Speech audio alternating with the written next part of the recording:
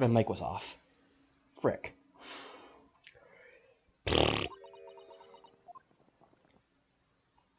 I see, I stunned you all into silence. You have, Sir Shirley, you have. And you've been obviously upset this young lady in the process. Her cauldron looks awfully hot.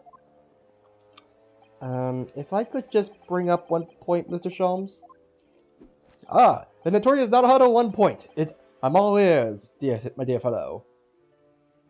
According to your deduction, then, the special exhibit featured this old policeman. So, that would mean that he's a particularly ruthless murderer, wouldn't it? The killer policeman, Ottermole. Sorry? It was a mysterious series of murders that rattled the capital only last year. The police rushed to the scene every time, only to find the culprit had disappeared into the ether. And it turned out that the culprit was a policeman himself, a senior officer by the name of Ottermole. So you mean that's who the sinister-looking old man there is supposed to be?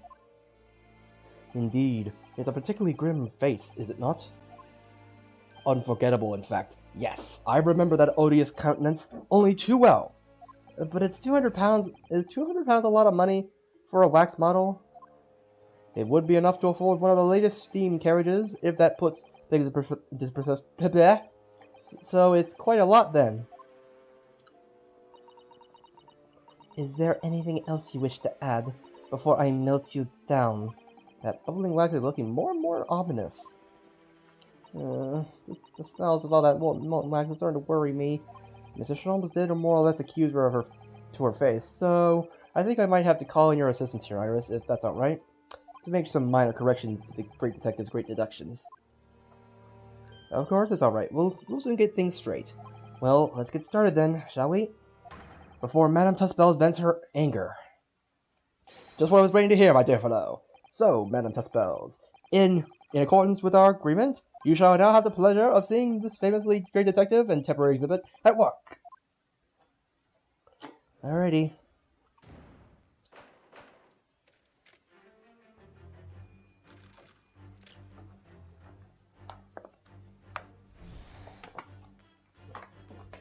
To begin with, we must ask ourselves what exactly is afoot here in this museum. The answer is revealed by the bundles of banknotes protruding so helpfully from your bag. In my estimation, some 200 pounds. That is my own money. So what does this large sum of money reveal? Ah, not as much as the involuntary glance you cast, it would seem, Madame Tussbells. Yes, the answer lies where your eyes now fall. The significance of the 200 pounds is revealed by the public notice. Yeah, that's not quite it. She definitely looked at in this direction, it's true, but I'm not sure she'd sell any of her waxwork even for 200 pounds. Well, she must pour her heart and soul into making them, don't you think? Over and above the wax. If it were me, I wouldn't sell them for anything. For that much money, I would, but it sounds like that makes me a bad person. But, well, anyway, I wonder if the 200 pounds could have some other significance. Let's follow that furtive glance again, and see if there's anything else that could explain it. Wait. So, is the guy dead or not? Does he seems like a well-dressed gentleman, alive and after all, just not alive and kicking. And he's not a waxworker or a model of a mass murderer. I'm not sure I'd pay 200 pounds for him. I don't think the man's up for sale. Well, anyway, it was a silly place to put him. Other museum visitors could easily trip. I don't think this man was put up there on purpose either. Yeah, what's this? What's that note doing printed on the wall there? Oh yes, let's see. Dear Madame Tussbells, we've taken the prisoner from this room. The price for his safe return is 200 pounds. Have the money ready by noon on 23rd of October. What? It's just that sort of thing that left behind when someone is kidnapped. Yes, it's a ransom note. Exactly. It's a friggin' ransom note. What the heck? Wrong button. Didn't mean to do that. They return into it's 200 pounds. Have the money ready by noon. You can't. It's a very well written ransom note. clear and concise, and the ransom amount is 200 pounds. Take that!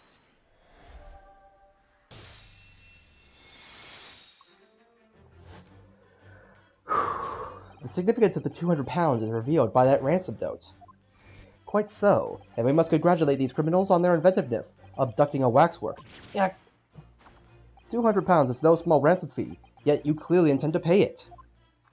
The model in question has substantial importance, so I put together all the money I have. In summary then, the 200 pounds you have in your handbag is ransom money. Now, let us explore the next curiosity which we are presented. Who is the portly gentleman stretched out so peacefully on the floor? It would appear the man has suffered a severe shock, the cause of which is clearly known to you. Ah.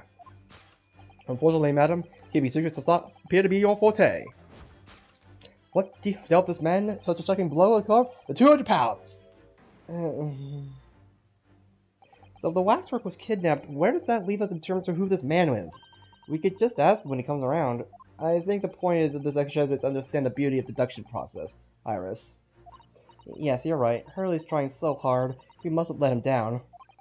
Well, there's little doubt that he suffered a shock. That much seems clear. But in that case, what Madame Tussbell is trying to hide? Let's have a closer look around.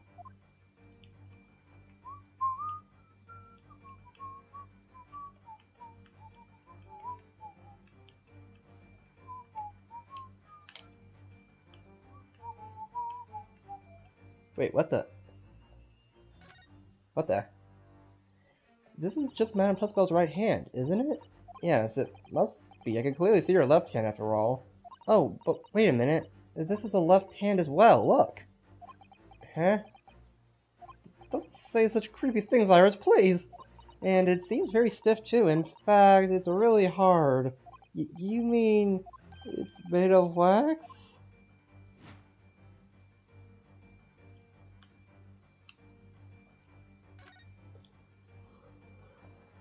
It's Madame Tussbell's right hand, is it? Ah, frick.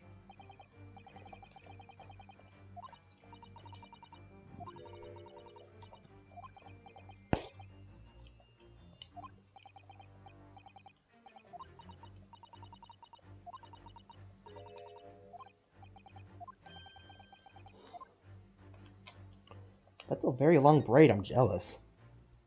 Madame Tussbell has very long hair, doesn't she? Yes, but you couldn't tell looking at her from the front. You know, it looks rather like a whip, don't you think? The sort of whip that could have floored the gentleman with a single crack. That seems a little far-fetched, even for you, Reno. It's totally the braid. It's totally the braid. Totally the braid, yeah. Madame Tussbell's hair is very neatly braided, creating an effective whip that she used to beat the man to the ground. Oh yes, I can picture the scene quite clearly. Mr. Naruto, yes? I'm afraid your imagination is overactive. Well, yes, perhaps I was clutching at straws a little.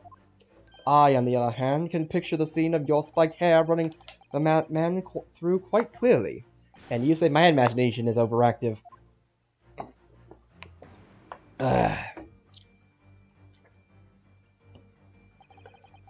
Yeah. He's a very sturdy man, doesn't he? Perhaps he was struck on the back with a head or something hard. You don't sound so excited about it, Iris. Whatever did this man... Yeah. It's the hand. It's the wax hand.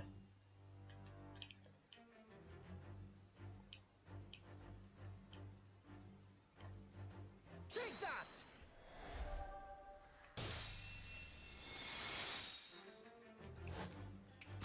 What dealt the man such a shocking blow, of course, was of course the waxwork hand.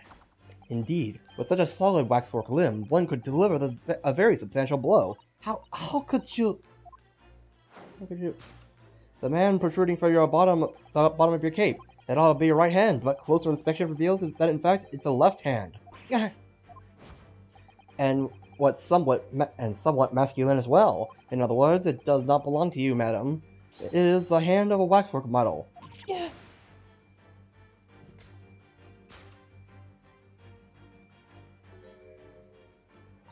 some of the visitors in my museum can be troublesome. They meddle with the exhibit and cause damage. So you mean that arm? Yes, this gentleman saw fit to try and remove it as a souvenir. No small keepsake. Like taking a whole fat branch of a cherry tree when you go to view the blossoms. I'm afraid I had to teach the man a lesson. You confronted the man and tried to take the arm back. And the result? The scene we see before us. He was knocked unconscious. The point we may need to revisit later, but for the time being, we have our conclusion. Yes, the killer in this special exhibit has been kidnapped.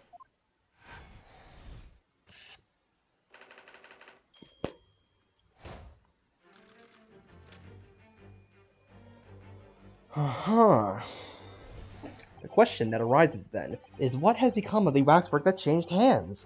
Let us consider the problem for a moment. You cannot possibly... What immediately strikes me about this conundrum is the young man standing over there. Who is this fellow? To find the answer, we need only observe his neckerchief. It's his hand, isn't it? Or, wait, no, it can't be. Or, I don't know. The yellow neckerchief is assigned to other policemen that some crime is underway. A way of communicating with his colleagues without revealing his identity, yes. It's a secret that's closely guarded by Scotland Yard. That Mr. Sholmes didn't hesitate to give away. Well, undercovering secrets is any good true detective's nature, of course.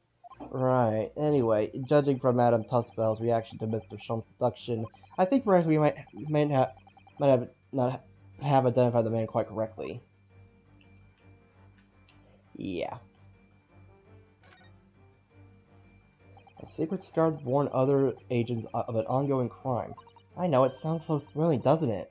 Maybe I'll try to work it in next month's installment. But then the police's secret will be revealed to all of London's 6 million inhabitants. Well, they'll just have to come up with a new sign, I suppose. How does this 10-year-old manage to have such terrifying influence?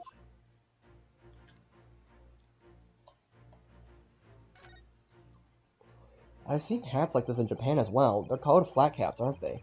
Yes, they're hunting caps. Hurley's hat is called a deer stalker, by the way. Hunting, stalking, and the British certainly seem keen on catching game. Every time I see a deer stalker, I automatically think of Mr. Sholmes. But a flat cap makes me think of Japanese country gentlemen somehow. In other words, people from all walks of life wear all different types of hats. So that doesn't really help us.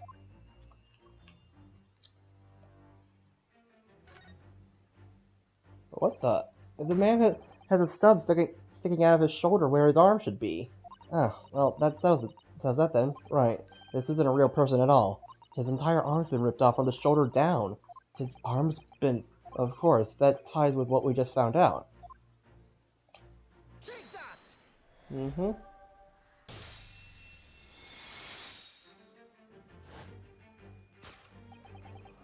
Who is this fellow? To find the answer, we need only observe his shoulder stub. No such boneless human walks this earth. Of that I can assure you. In other words, the man standing here, the young Sergeant John Clay, is in fact defying all odds, a waxwork model. I seem to remember it was you who concluded he was a real person in the first place, Mr. Sholmes. He has become quite a celebrity in London, being the winner of no less than 3 policing awards last year. I simply had to make a model of the man. Naturally, what other explanation could there be? And it was this detective's arm that was pulled off by the man on the floor in the special exhibit, wasn't it? Next, we turn our attention to the old man sat before him with a particularly unsightly visage. I've been watching closely, and he hasn't moved a muscle. Almost, in fact, as if he were a waxwork. Huh? Ah, but your reaction only confirms my suspicion, madam. I noticed it at once, of course. Observe! The telltale sign that instantly proves whether or not this old man is a waxwork is the obvious price tag. That has to be a cadaver. A killer policeman called Automol, was he well known? It was all over the papers last year, but I can't say I know what he looks like. It's a very low price, though. Threepence isn't much money. Only enough for a few measly hours of gas and Mr. Garrett's delightful lodgings, in fact. So this is the special killer, taken from the special exhibit, is it? The waxwork that somebody stole from the museum and tried to ransom for £200. Is this crusty old policeman Automol, really? Perhaps we should have a good look around and see if another idea crops up. Wait a minute! 3 pence is a far cry from 200 pounds, isn't it? For 3 pence, you could buy it and put it on display in your room, Bruno. I think I'd rather not go to sleep being watched by an old man if it's all the same to you. The price tag does stand out, doesn't it? I mean, you couldn't even buy the helmet on his hand for that much money, I don't think. I wonder what the price tag is really for then.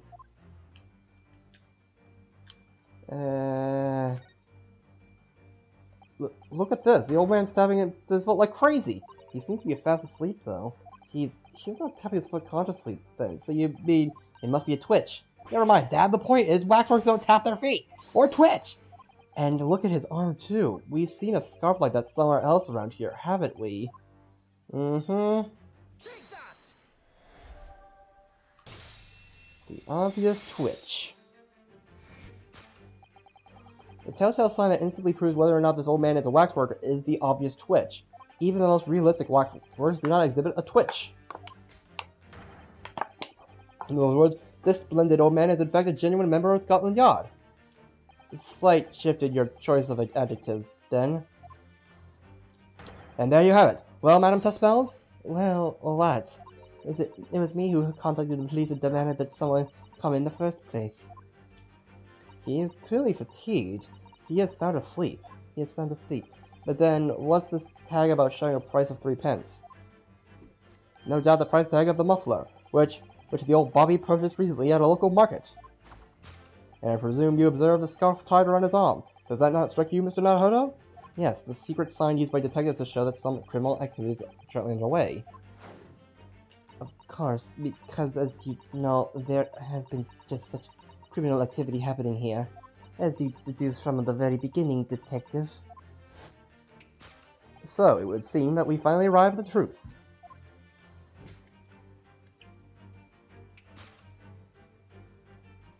The waxwork of the especially ruthless killer from the special exhibit has been kidnapped. And Scotland Yard are already investigating. But the model's whereabouts remain a mystery. Thus concludes Sherlock Holmes' great deduction of this horrifying puzzle. Oh, great.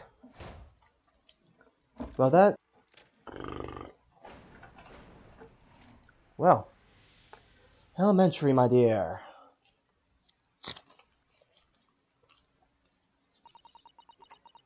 All sorts of people visit my museum here, men and women, young and old. And sometimes they drop in just for a short time on their way back from the pub. I welcome them all. But if anyone tries to damage my exhibits, I do not take it lightly. Anyway.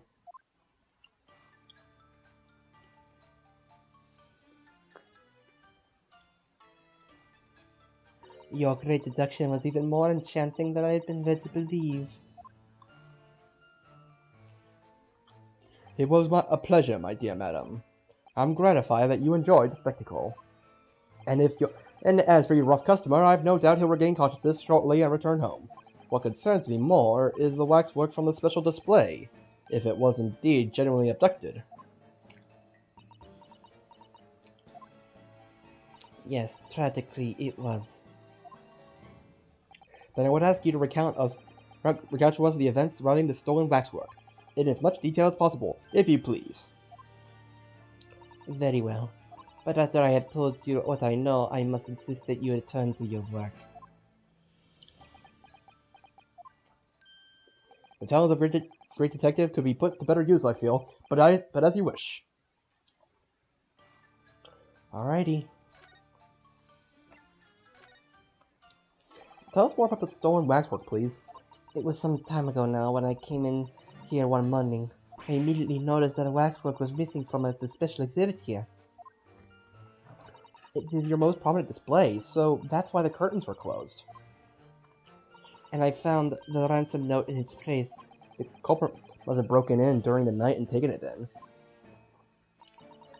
So this waxwork was stolen. It was the model of some horrible criminal, I suppose. of a particular horrible crime. In fact, the killer who left a more profound scar on society than any other, I would say. The Professor. Not a name I've heard of. The Professor? So, Mr. Hanaharu, it seems the circle is complete. Sorry? The Professor case happened at around the time I was born, didn't it? Indeed it did, Iris. 10 years ago, a series of murders that rocked the capital. 10 years ago? Yes, at exactly the time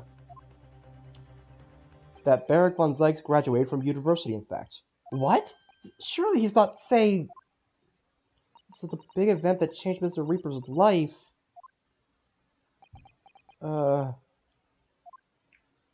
As you surmised, it was the Professor case. Who was this Professor, then?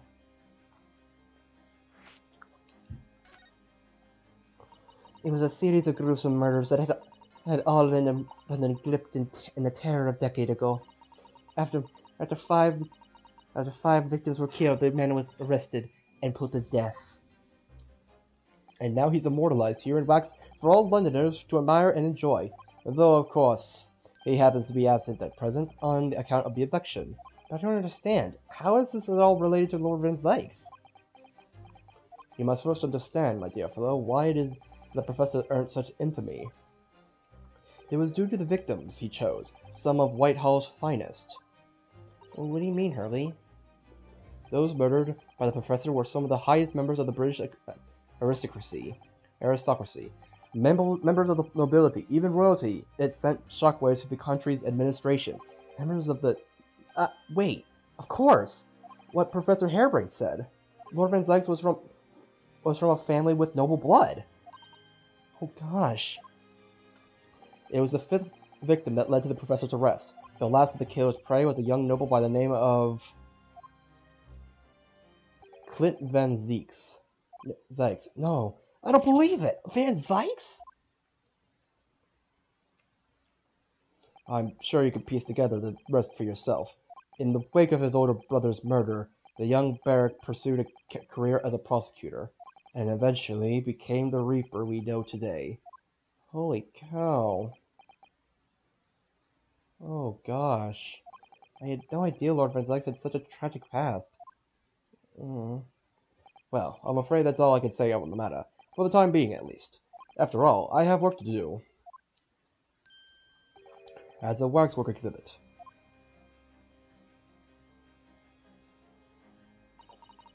I'm afraid I have to excuse myself as well. Oh, yes, of course. It's been a pleasure. Thank you. Okay. Well, none of the predicted scenarios I've been analyzing involved you coming to visit me here. It's been too long. It really has. I'm delighted to see you, Barrack. It's been 10 years, and here we are, meeting in a prison of all places. I can't forgive myself for what happened to Mr. Aspen. I just can't.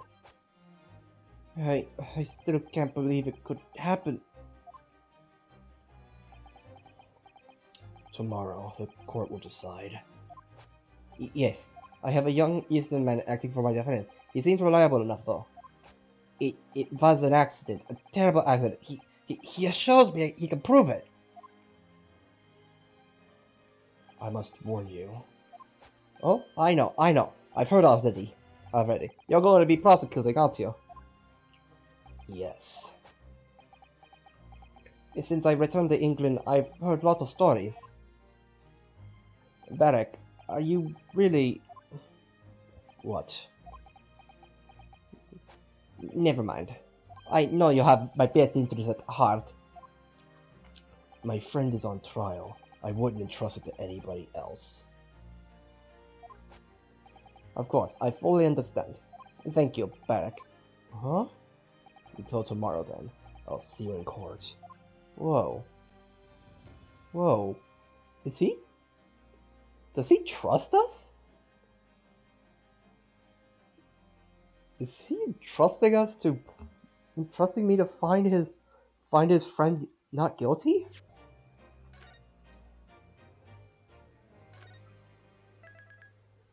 Alright.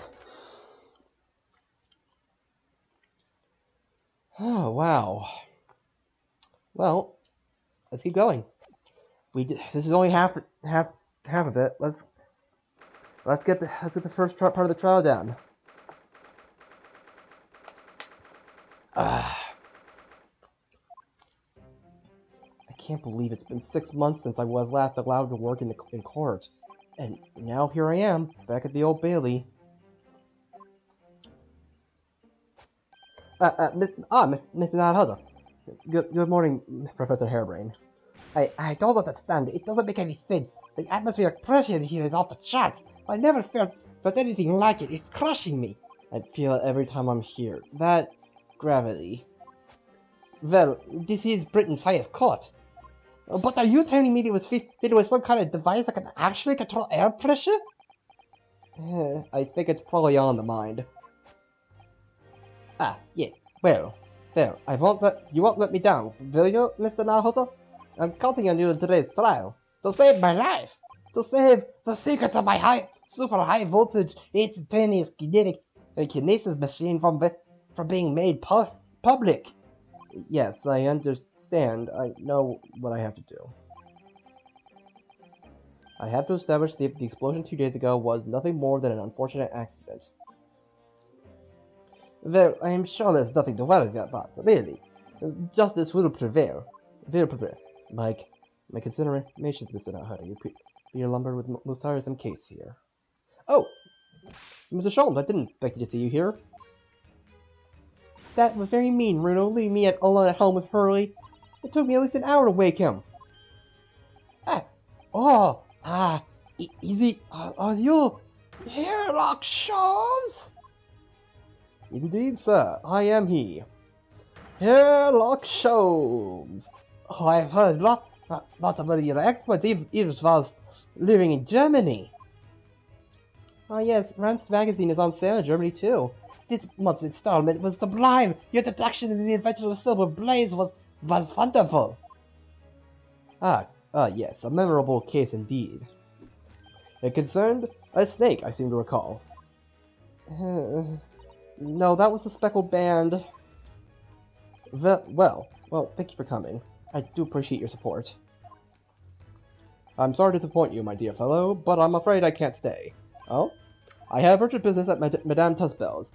You mean your waxwork job? No, the waxwork abduction, of course. Madame is engaged my services. Ah, so you're trying to get to the bottom of that ransom note, are you? The week's wages depend on it. As does the safe return of the waxwork, naturally. As such, I did give it my undivided attention. Oh, well, never mind then. I understand.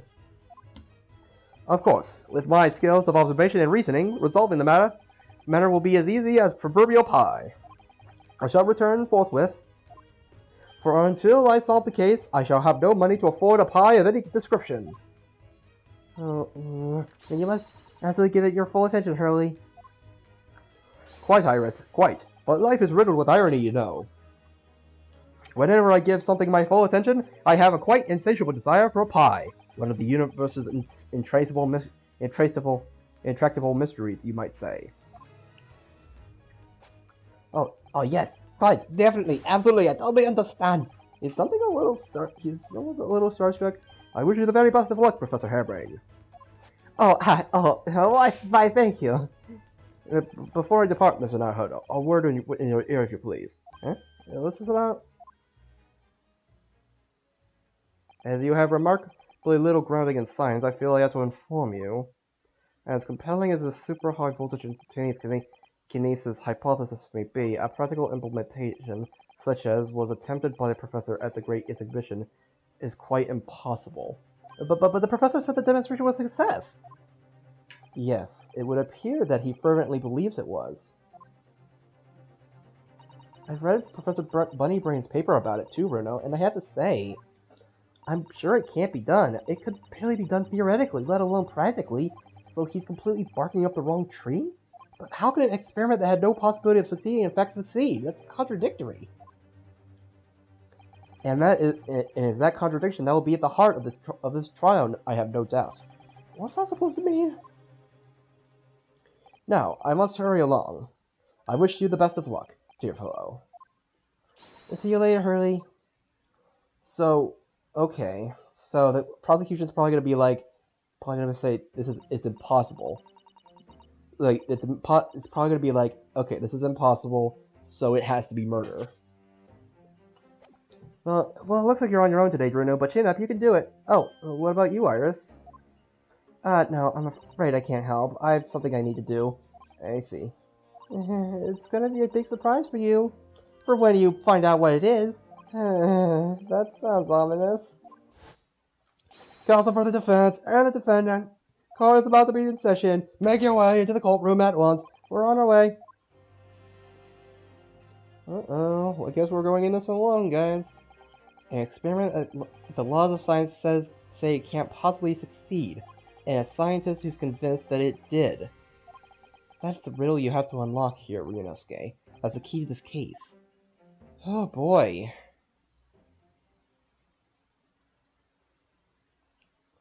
Alright then.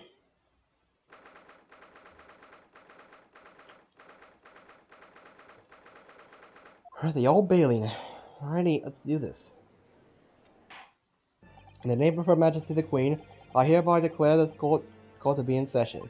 We are sitting today for the public trial of Professor Albert Harebrain. I now call upon the counsels for the prosecution and defense to declare their willingness to proceed. The prosecution is ready. The defense is ready, my lord. I'm 6 months out of practice, and what's more,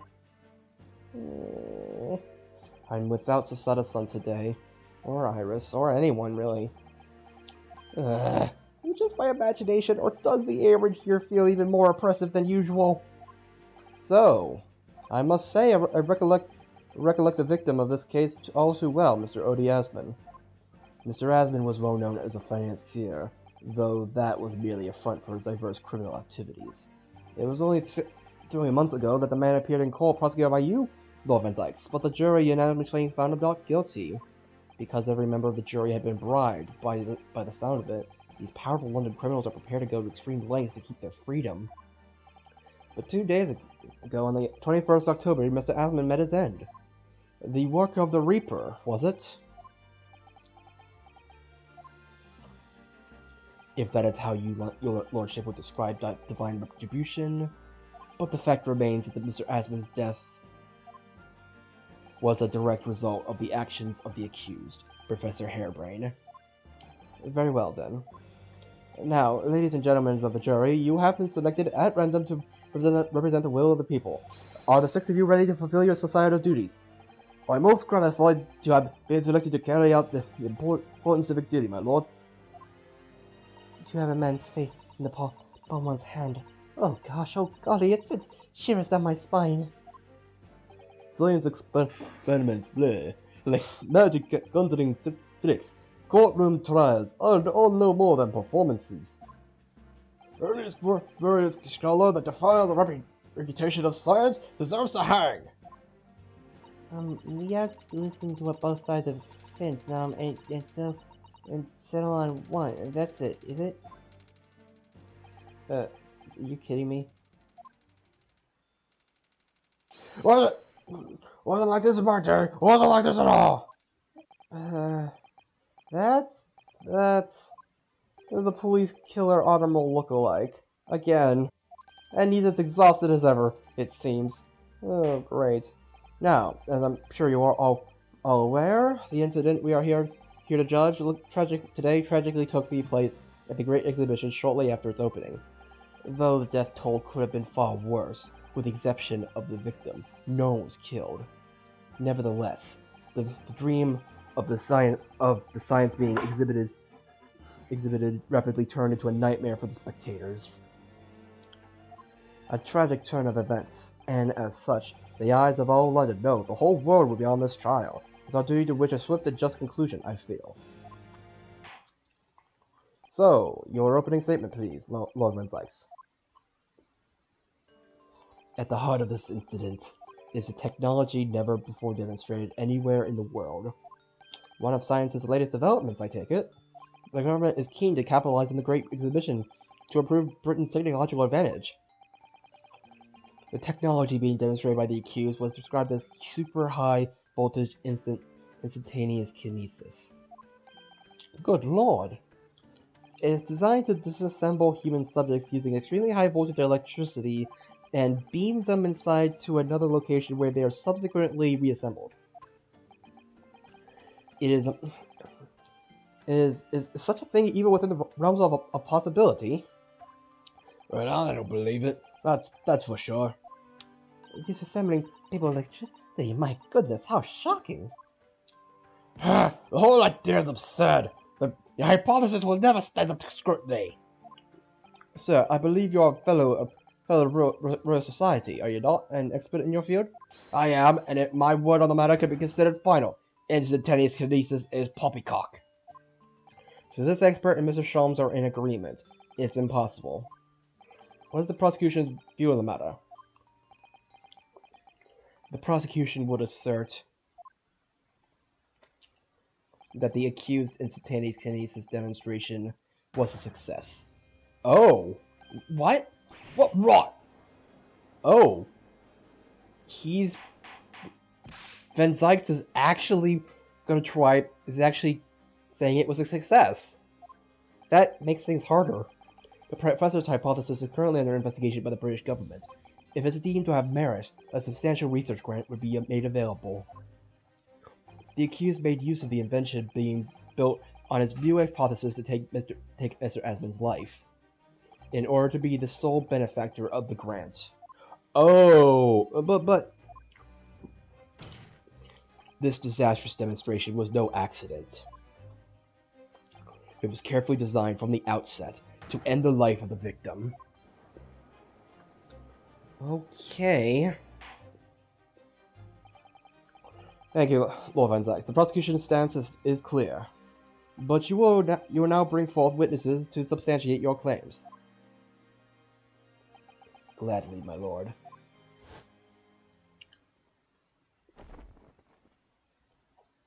Bailiff, show the first witnesses to the stand.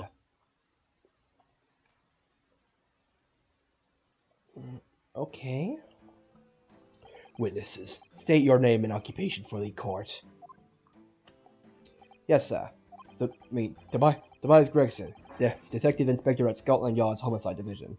I was on duty at the demonstration on the day in question and in charge of the following investigation.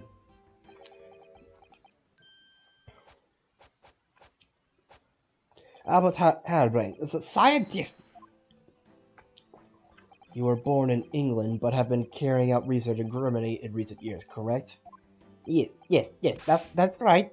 After graduating from the university here in Britain, I went to work in Germany and made an amazing discovery. It is what brought me back. I had to demonstrate my incredible hypothesis at the Great Exhibition. What you demonstrated was incredible, alright. An incredible explosion. But the science was a success! The instantaneous kinesis worked! Everyone saw it. They must have done. Yes, there was a terrible accident, but the demonstration of my hypothesis was a success!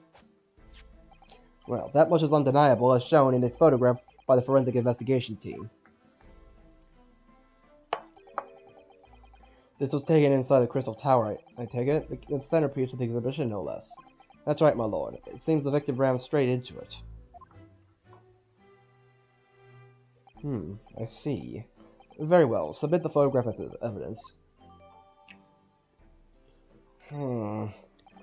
As the courts heard, the victim of the incident was Mr. Audie Esmond.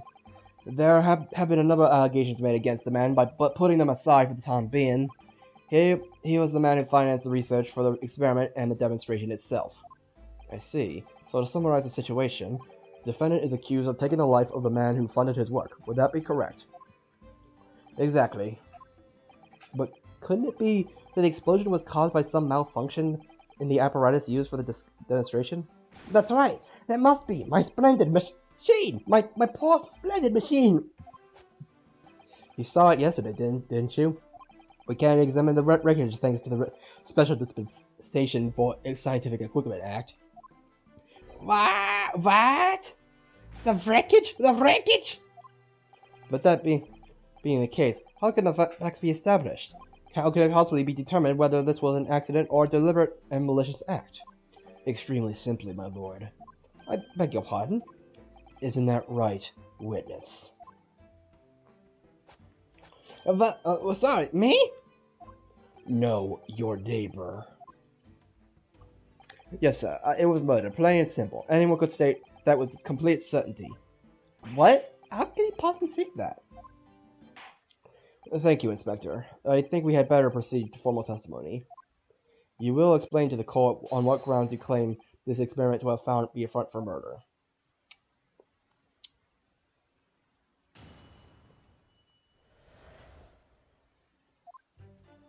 The corpse that went crashing through the crystal tower had a broken neck. I made a minor miscalculation in the angle of the beam projection. That's all. That was my mistake. But the post-mortem examination revealed another injury, a fatal wound. Fatal wound. There was a lesion in his chest where he clearly been stabbed by something sharp right through in the heart. So the victim was killed before he went anywhere, and this fella is the only one who could have done it. Oh boy. An extraordinary business. In addition to suffering a broken neck, the victim was stabbed in the heart. Information I would really like to have heard from someone other than the judge! The coroner says death would have been all but instant from a wound like that. You could say, in fact, that the victim was killed twice by the accused. No, that couldn't be further from the truth! I have here an experiment plan document that was submitted to the security team. The victim stood himself inside something called the bird cage, ready to be beamed instantly to the second level of the crystal tower, about 25 yards away. The experiment did not go according to plan, however. As the machine was put into operation, there was a large explosion. The blast caused the beam transmitter to point higher than intended. Accordingly, the kinesis resulted in the birdcage materializing in mid-air, from where it subsequently fell, crashing through the glass of the crystal tower large round window. My word, one assumes the victim's neck was broken upon impact with the tower then. I'm so sorry, I didn't mean for this to happen. The machine was just too powerful. But honestly, really, I swear, it was just an accident, a terrible accident. Unfortunately, that excuse can't save you. No, not considering the sharp murder weapon that pierced the victim's heart. Murder weapon? What are you saying? This is the autopsy report submitted by the coroner. The prosecution would like it entered into the court record. Your request is granted, counsel.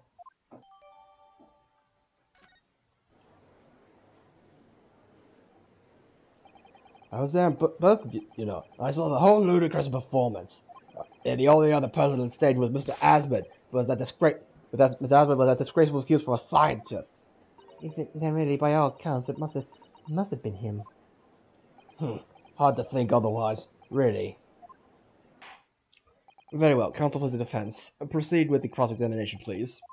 Oh, yes, my lord. I need to focus here. It's been a while.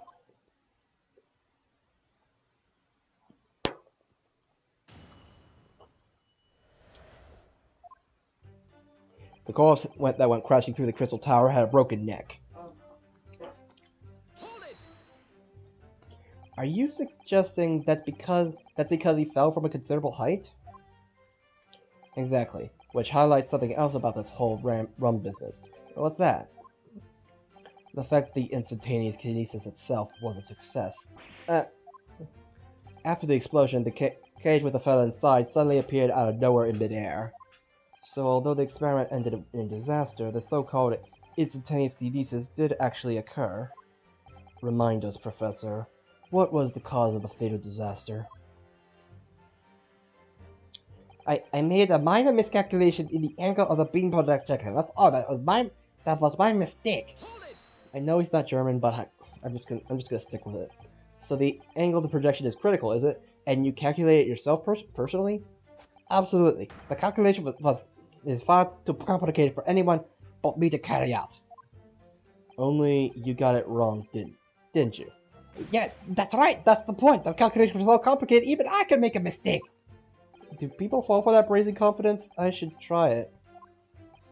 I took it into account the subject's height and weight and wind direction and the ambient temperature. I considered every possible variable, but I just don't understand how this could have happened. Obviously, then, you had to include the weight of the clothes Mr. Asmund was wearing at the time, I suppose. Ah! Crackling comets! The answer should have been 3! So much for safety first. The 3 must be for safety third. But the post-mortem examination revealed another injury, a fatal wound. Another fatal injury, you say? That doesn't make any sense. I didn't think I'd have to spell it out, but here we go. Just because there were 2 fatal wounds doesn't mean I'm saying the victim had 2 lives to lose, does it? Too right. Obviously, at first we thought the bloke had died to his spine snapping in half as well. But you're saying that's not the case? You get your answer once I'm finished with my fish and chips, and if you don't keep butting in every few seconds. But we all know that's a bottomless bag. The victim plummeted 30 feet into a glass tower. It would be reasonable to assume that the cause of death. Right, that was what we all thought. It was a red herring, wasn't it? There was a lesion in his chest where he'd clearly been stabbed by something very sharp and is hot. The defense knew nothing of this crucial information. The prosecution received this report from the forensic investigation team only this morning. That was the first we knew of it as well. I can only apologize for the impossibility of informing the defense. Sarcastic and insincere. Thanks. So what was the nature of the sharp object? Among the accused tools that were in use of the demonstration, one is a particular interest. This. Yes, that would appear to be some kind of screwdriver, wouldn't it, Count? There he is! My trusty little companion, Andrew! Andrew, of course. Do you know each other already? He's probably one of my dear friends, like all my tools. I've named them all you know. We're one big happy family. Andrew's my flathead screwdriver, of course. His brother Michael is a crosshead. Well, it would appear that your beloved Andrew has a red stain on his shank. That isn't... It's blood. Blood beyond all reasonable doubt. Wait, was that seriously... On his shank, okay. Like on his neck or something? It's blood beyond all reasonable doubt. No! And that's not all. The long, sharp shape of this Andrew fella is completely consistent with the victim's wound. What? Things aren't looking too good for us. Order! The court will warrant to this friend of the defendant as evidence. Andrew's in bleh. So one of Professor Harebrain's tools are murder weapons. Great!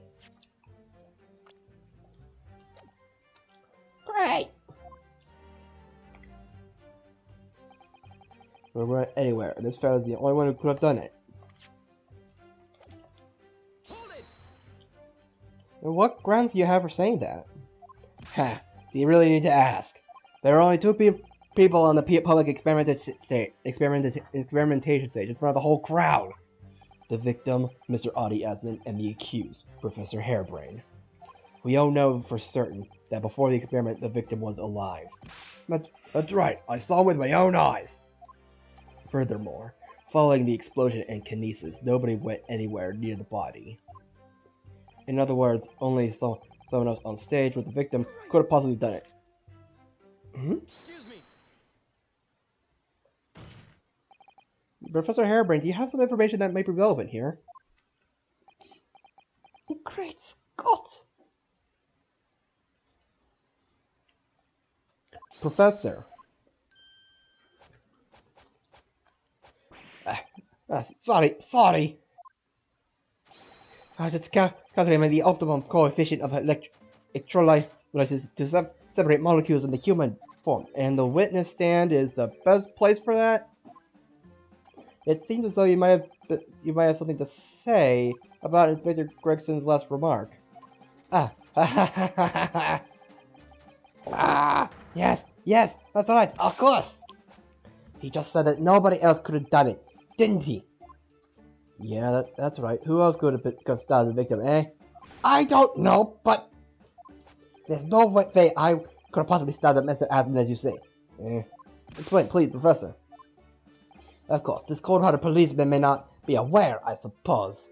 But humans are warm-blooded mammals with blood running continuously through their veins. I had heard. Then surely, you see, if I plunged something the size of Andrew into the man's chest, the whole stage would have been a bloodbath, not a blood swimming pool. Ah. But thousands of Londoners were watching me at the time, and yet no one of them claimed to have seen a swimming pool of blood. Well, no, I suppose not. You see, not one. True, I didn't say anything like that. Well done, Professor. That's a great counter-argument. Too bad it was the witness. Order!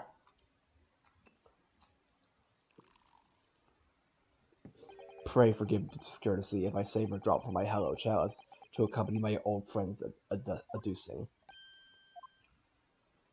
Here's to you, Albert. Oh, you're too kind, Baddock, but I'm really not a patch on you. No, you're not. No? Nine? You neglected to mention one crucial possibility. I have a particular situation in which very little bleeding would result from a stab wound. Ah, of course. Inspector, enlighten the court, please. Yes, sir. Where are they going with this? Very well. You will amend your formal testimony now, Inspector Gregson. The weapon the victim was stabbed with must have been left in his body while he was beamed through the air. You kidding me? Why would you think that, Inspector? With any wound, it's only when you pull the weapon out that profuse bleeding occurs. Whilst it's still lodged in the body, it acts as a stopper of sorts, for want of a better word. I see. You don't need a medical degree to be aware of this fact. It's common knowledge for any investigator. Where's the Sada-san when you need her? It has to be that this bloke masked what he was doing from view with his body before stabbing the Asmund's in the chest. Then he beamed the victim off the stage with his fancy device, and the screwdriver still where he planted it. I would never do such a thing. That's not my precious tools. I would never use them for such dirty work. You ain't use your tools for their intended purpose. That's common knowledge for any scientist. The fact remains, the lack of blood at the scene can easily be explained, as the prosecution has demonstrated. So that's all the testimony I have to work with. I had no idea the victim had been stabbed. That changes everything. Did Van Sykes keep that to himself and on to a purpose to gain the advantage? Oh well, I suppose all I could do is press these witnesses for as much new information as possible.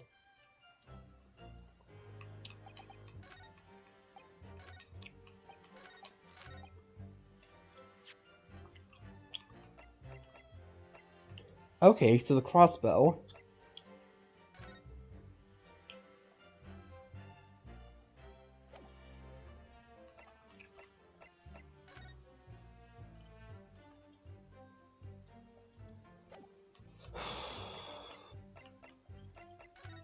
Well, if we had a picture, then that would be nice.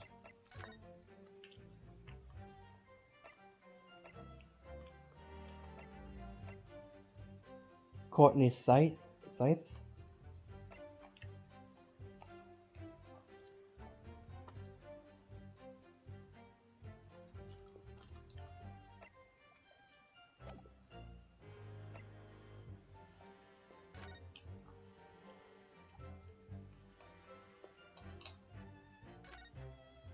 This is blood, as Mr. Asmund no doubt. This is where the problem with looking at the murder weapons.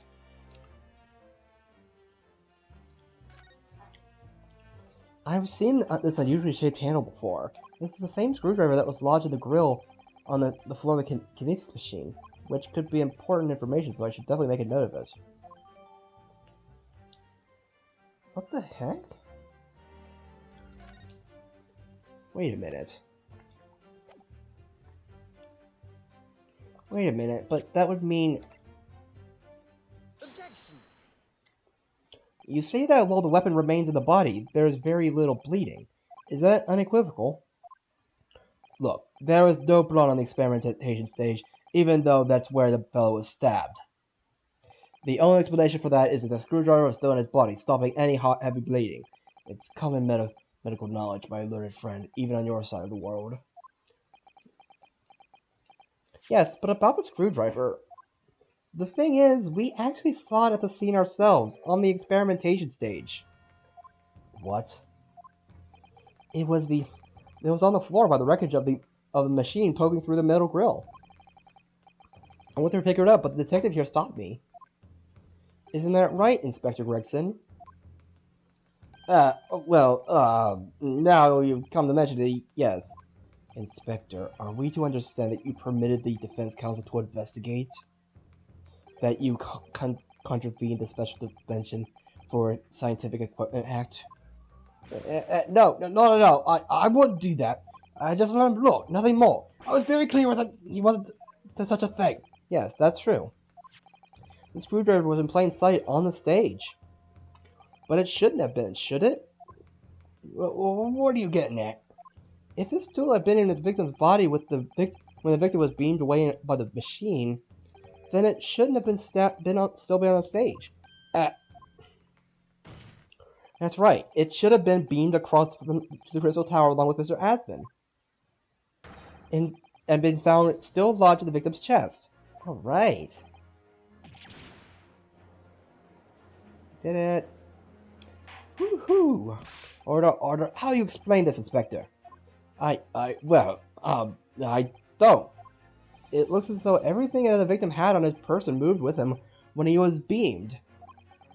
If the screwdriver was still in his chest when the instantaneous kinesis occurred, obviously that should have been beamed to the destination as well.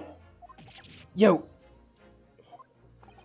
This is a strange situation. Even though people are saying that this instantaneous kinesis is a scientific impossibility, we're still basing arguments on the assumption that it actually did take place. Alright, time to tighten the screws here.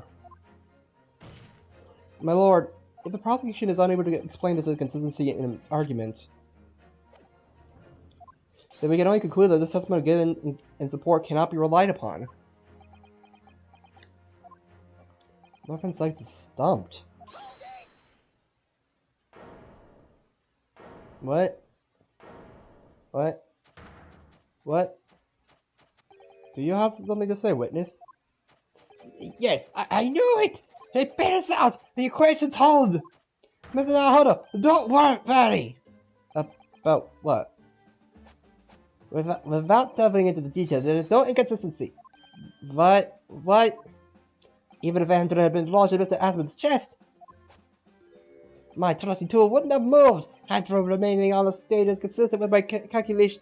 Whose side are you on, bro? Bro, whose side are you on? Seriously? What? Why are you so happy about this? God, not again! Ah!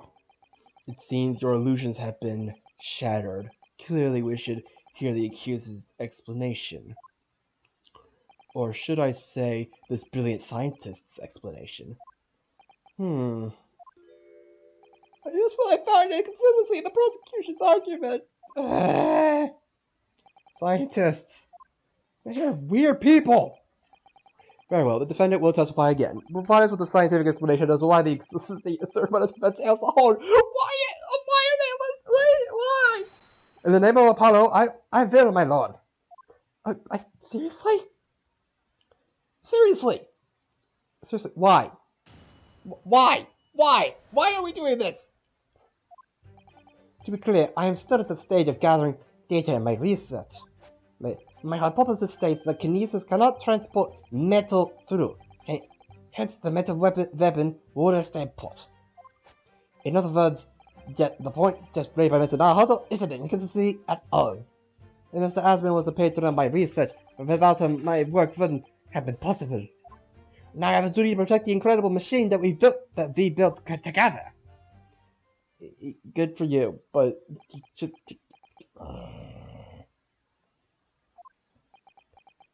is no one commenting on this?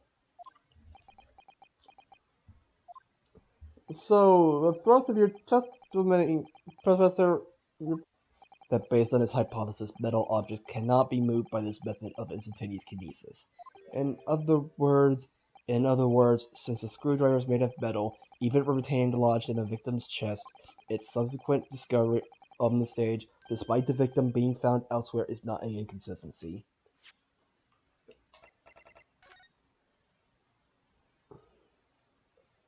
But his glasses, they're made of metal, right? Or even its discovery on the stage despite the victim being found elsewhere is not an inconsistency, and therefore the prosecution Albert Harebrained could still have been the killer. My great hypothesis holds, you see. We had to make the cage use the container something from wood for that very reason. I was not addressing you, witness. Professor Harebrained. Yes? Sorry you on here. I don't take science with the Naruto. No. 999. I take interest in upholding my hypothesis. I'm a scientist after all. But seriously, is he working for us or against us? It's very hard to tell. Let's see how you cross-examine his testimony. This taught my Nibidi's friend. Yes, fire away, Mr. Naruto.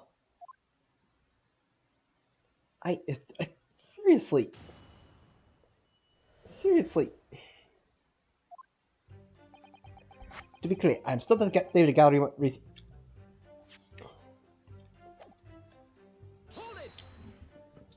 And yet your retort to my argument wasn't lacking in confidence in any way. No scientist can find the truth without first finding self-belief. Those who were the words of a certain scientist, I hold them in very high esteem. But you realize that disproving my argument puts you in a very precarious position, don't you? No scientist should strive to protect himself more than he strives to protect the truth. More words of the same great scientist, I suppose. You know. Words that are causing me a lot of trouble. Who is a scientist?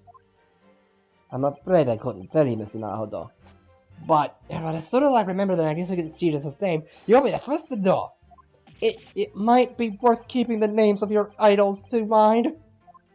You're wasting your breath, my learned friend. This scatterbrain even forgets my name at times. So Lord Van Zykes really did have a friend once, but I didn't notice hell freezing over. My hypothesis states that the kinesis cannot transport metal, though, hence the metal weapon couldn't stay put. Your hypothesis states it, so this isn't proven then? No, of course not. It's merely a hypothesis, but a good one, based upon thousands of calculations. But it's widely known that wet metals cannot be decomposed by electrolysis. Yes, of course. So I am right. My hypothesis is clearly correct. What is it about incriminating himself that makes this man so happy? It's the whole reason that the birdcage is made of wood, you know? You see? Sorry, the birdcage? Yes, that is what I call the obtuse cage in which Mr. Asman was placed for the kinesis.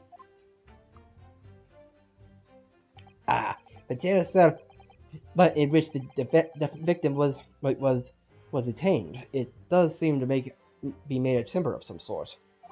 I'll thank you to not refer to it as an instrument of incarceration, your lordship.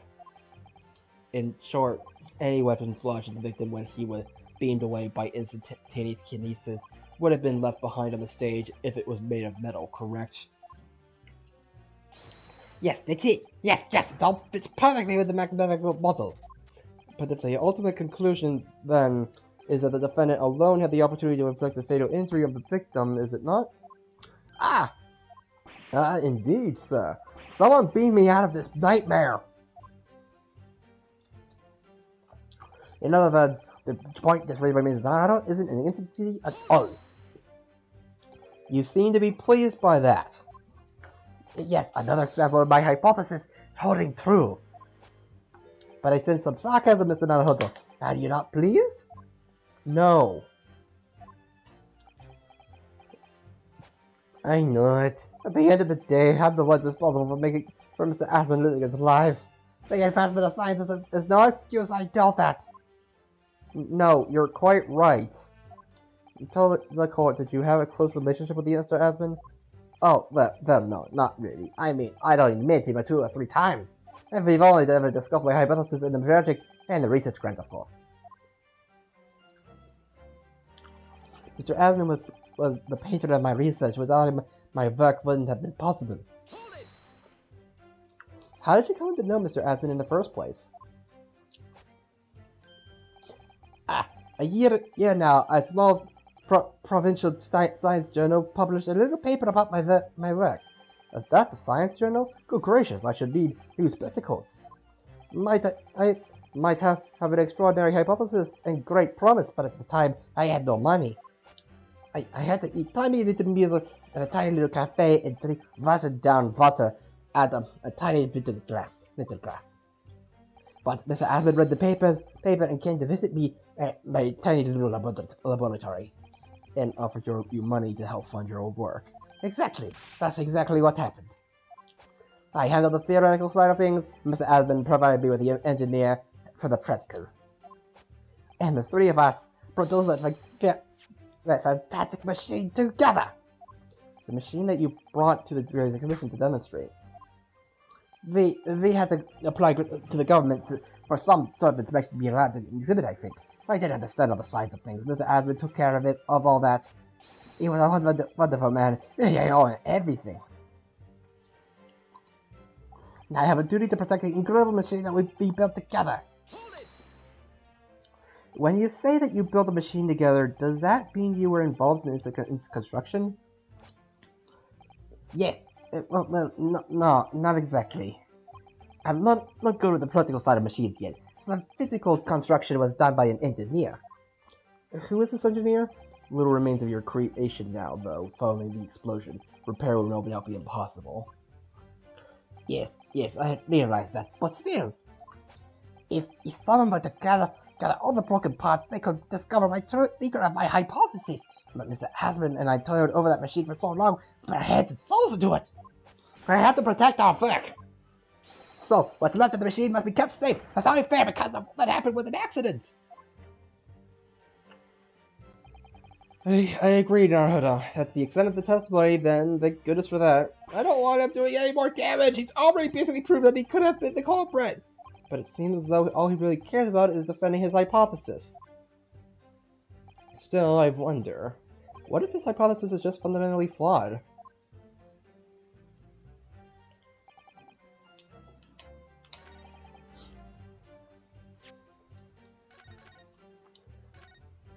Okay.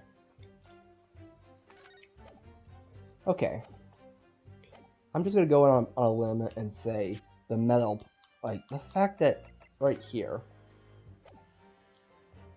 Objection. Yeah. Professor Harebrain, you say that according to your hypothesis, nothing made of metal can be beamed by instantaneous kinesis using the machine you made. Is that right? Yes, that's right. Spot on. Exactly correct. In that case, I'd ask you to have a look at this photograph that was taken at the scene.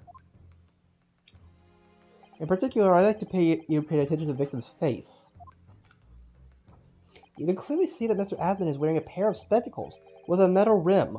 What? Metal? No! Metal can't... That's not... metal? No! We've already established that the proposed murder weapon, the screwdriver, was found on the stage. However, if your hypothesis correctly predicted that outcome, It should also have predicted that the metal rimmed spectacles would be found in the same place. Ah, my hypothesis! My hypothesis! Professor Harebrained, this isn't easy for me to say, but your hypothesis is clearly flawed. Ah! Order, order, order! Counsel, what is the implication of this? If, on the day in question, the alleged instantaneous kinesis never actually took place, then it's entirely possible the victim was killed somewhere other than the stage. And in that case, someone other than the defendant could have been the culprit. But my hypothesis is sound! I proved it that day! The experiment was a success! The experiment was proof of all my fact! If I could just say something here, in my capacity as a fellow of the Royal Society... Yes, juror number 4, go ahead. As a man of science, there's one thing I simply cannot abide. And that's a fraud who pretends to be a fellow man of science. What? Wait, great Scott! Are you suggesting my God, my science is suspect? It's just been disproved, hasn't it? In front of all of us. In other words, this whole demonstration was a complete nonsense from start to finish. Believe me, my fellow jurors, when I tell you that this man is a heel, a bounder, and a fraud.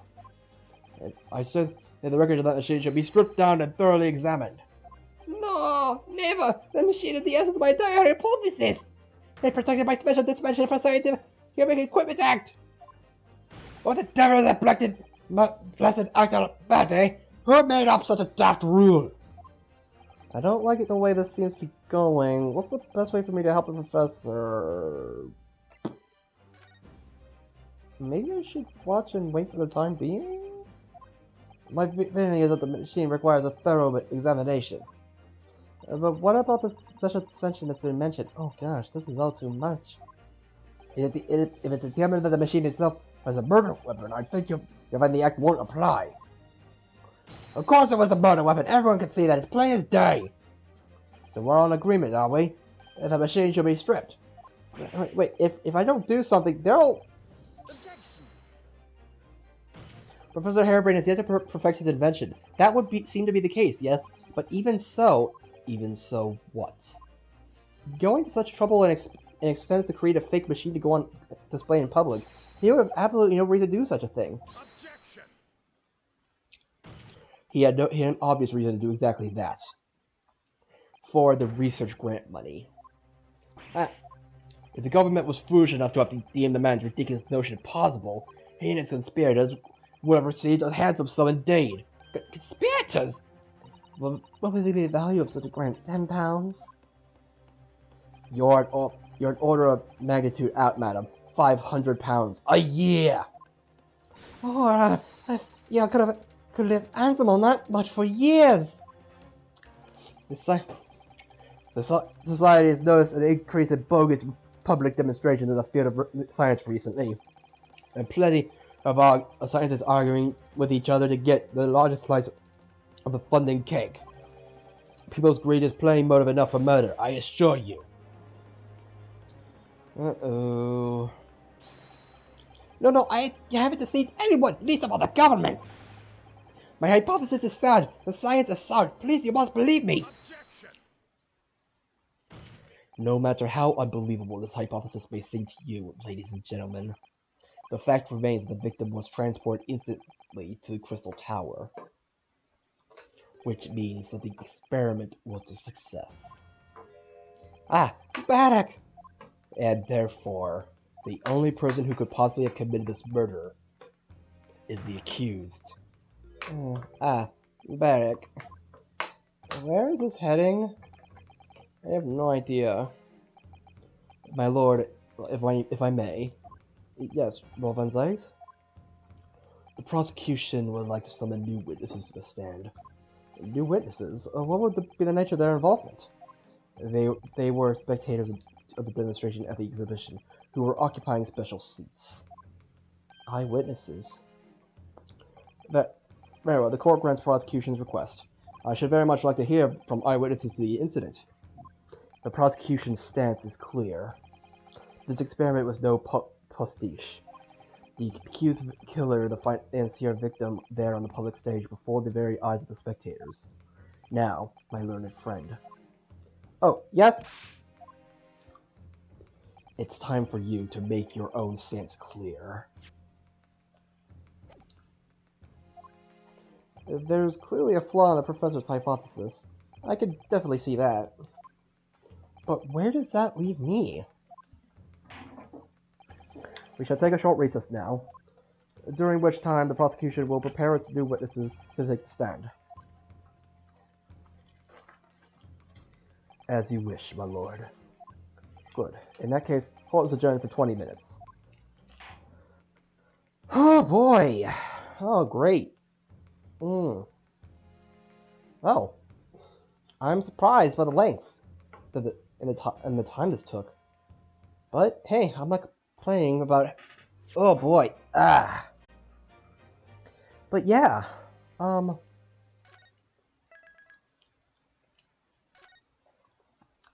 yeah.